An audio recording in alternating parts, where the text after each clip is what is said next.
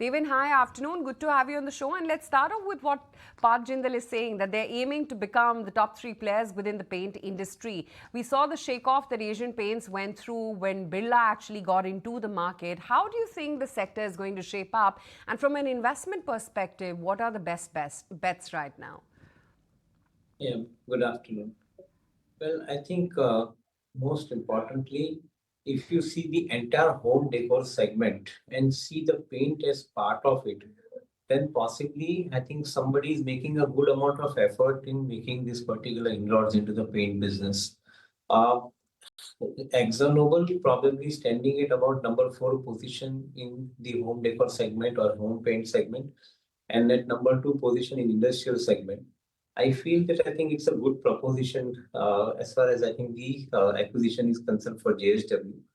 On one side, you are getting the ready-to-use infrastructure facilities, including the distribution points for retailing segment. And at the same time, I think having the industrial customers whose acceptance for the technology, the product itself, is also giving an advantage to them. Cash generative business, I think, of course, at the same time. However, the bigger challenges are going to be in form of acquiring the larger part of the market share. And that's where I think we are seeing some more consolidations happening in this particular space. Up till now, I think most of the paint manufacturers have independently grown this business. They have actually, I think, dealt with unorganized players and made this entire business more organized. Now, probably, I think within the organized players also, I think the consolidation is probably being seen. And in that situation, I think we are likely to see, at least for near term, some pressure on the margin. They will not be in a position to pass on the cost because higher amount of distribution margins being paid by some of the competitors at this point of time, including Birla. So from that perspective, I think the margins may remain under pressure, but overall, the proposition remains comfortable for companies like Asian Paint because they're well integrated into the manufacturing space from back end to the front end. So we feel that yes, I think challenges will be there. Valuations are adequately placed at this point of time, so upside is limited at this point of time. Maybe some amount of margin improvement can be expected because of the lower crude oil prices and the relatively lower price for the derivatives of crude oil. And that's where probably I think the market may see some amount of up move, but not major in some of the paint company stocks. But also help us understand then how do you see the market share picture shaping up? Because as of now, if I see, then yes, Asian Paints, Berger and Kansai, these are the top three spots when it comes to the leaders in the paint sector. But Birla Opus as well as JSW Paints now, they will have a tough competition with 7% market share each right now. And Birla Opus is very aggressive on the point that they want to have it and a double-digit number when it comes to market share. If they are on the winning side, then who could be at the losing end? How do you see the market share shaping up? For how long I think they will be putting this kind of aggressiveness as far as acquiring the market share is a concern at the cost is important to be seen because I think this business is unlikely to generate for Birla as we understand a significantly large amount of profit. I think there might be small profit, I think, at some point of time, given the kind of push that they are making. But the large profit on capital employed, I think, is not likely to be immediate reality for this kind of players, I think, to begin with. Maybe you will have to see this business for the next 5 year period, in which probably we will see relatively better outcome. At this point of time, we feel that the leaders will probably be able to maintain their terms with the distributors like Asian Paint, I think they'll be able to maintain the terms with the distributors. Of course, I think the price hike scenario, which earlier they used to have 2 to 3% hike in a year, I think that part of the scenario, at least at this point of time, unlikely to immediately emerge. But we'll have to wait and see. This particular stocks or the companies within the listed space, I don't think that immediate we will see a major upside. Maybe small upsides possible in Asian Paint's case at this point of time. And do you think in terms of valuation also they then stick with the leader? Would it be Asian Paints or would you look at Berger or any other?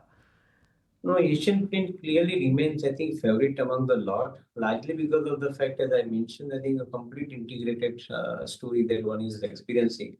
And that's where probably I feel that the valuation would probably be more favorably paid to companies like Asian Paint because all said and done, I think they are in the profits as compared to the newer entrants who are aggressively pushing themselves. That's about the paint sector. Well, of course, taking a stock check, yes, Asian Paints has been buzzing in the past 2 to 3 days. What we are seeing is that Asian Paints as a stock is doing pretty well, and especially after that announcement of AkzoNobel and JSW Steel kicking in. And some of these brokerages are also highlighting the fact, case in point being ICICI Securities, because for today they have come out with an upgrade on Asian Paints, and Berger Paints upgraded the rating to an add from a reduced rating earlier. They are highlighting that the margins are closer to bottom and the valuations multiples are below the mean PE, and with steep competition pressures as well as decline in the revenues and margin contraction, the valuation multiples of both of these companies are below the mean PE, and hence they are liking the stock. Devane, we have discussed paint with you, but help us understand what is looking interesting to you in the markets right now.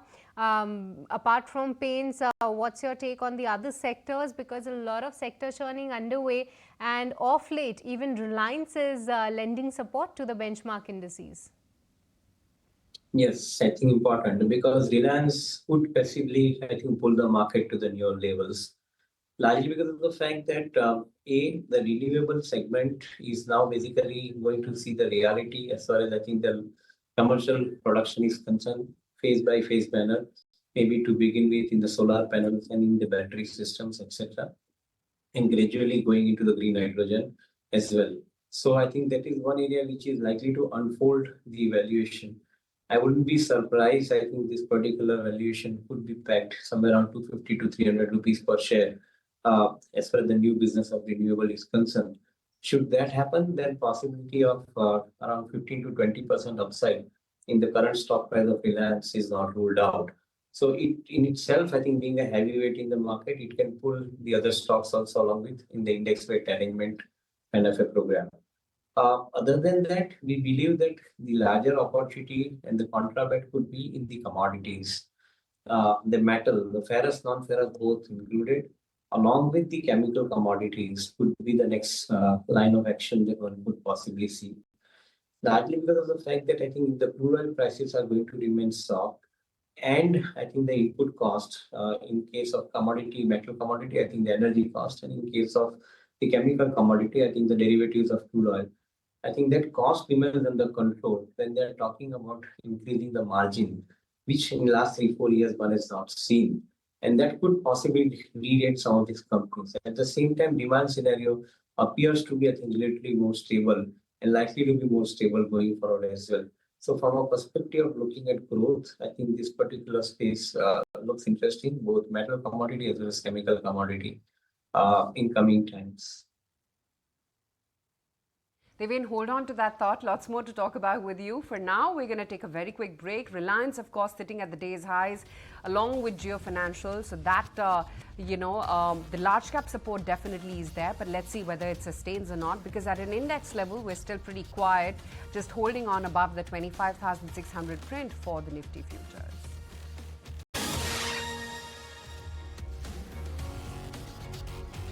Welcome back to closing trades right here on ET Now. And yes, of course, markets are range bound in today's trading session, but Nifty is trying to hold on to that level of 25,500. When it comes to Nifty Bank, 121 points of gain is what we are seeing. A good recovery from the day's lowest point, at least for the banking index. But indeed, a lot of stocks that are already in focus today. And case in point being the auto counters specifically, because let's just highlight some of the outperformers in the June auto sales data that we have. And it's Eicher Motors Royal Enfield that has surprised positively. The numbers are close to 89,000 units versus the street estimate of 84,000 units, and hence a jump on the stock price as well is what we are seeing. Ashok Leyland, decent surprise coming in, 15,333 units is what the company has clocked in versus the street estimate of 14,900 units. And along with that, what we're getting to see is decent numbers from Tata Motors commercial vehicle segment, but disappointment on the passenger vehicle side is what we are witnessing. So let's deep dive more into that. And Devane, just wanted to have your take on Eicher Motors Royal Enfield, because off late we are seeing that the numbers on a month-on-month basis, they are anywhere above that 85,000 mark. And the company is very confident that for the next 2 years they are going to be launching newer products. Help us understand that. How do you see Eicher Motors to perform within the two-wheeler basket? Because there's always a debate of this stock trading at a higher valuation. Yes, I think justifiably so because on a lower numbers, I think they produce higher turnover and the profits. So from a perspective of looking at, I think the investors, they find that the Eicher strategy is working fine. Probably, I think the new range of products which they are bringing in, their premium range of products. So comparatively, they are not competing with the masses out there in the marketplace. Gives a good amount of handle to this particular company because I think that's where probably they're generating the business as well. Whether I think one is immediately getting opportunity to buy into this stock given the kind of valuation, I'm not too sure at this point of time. But I do believe that I think they have a moat in place in form of new launches.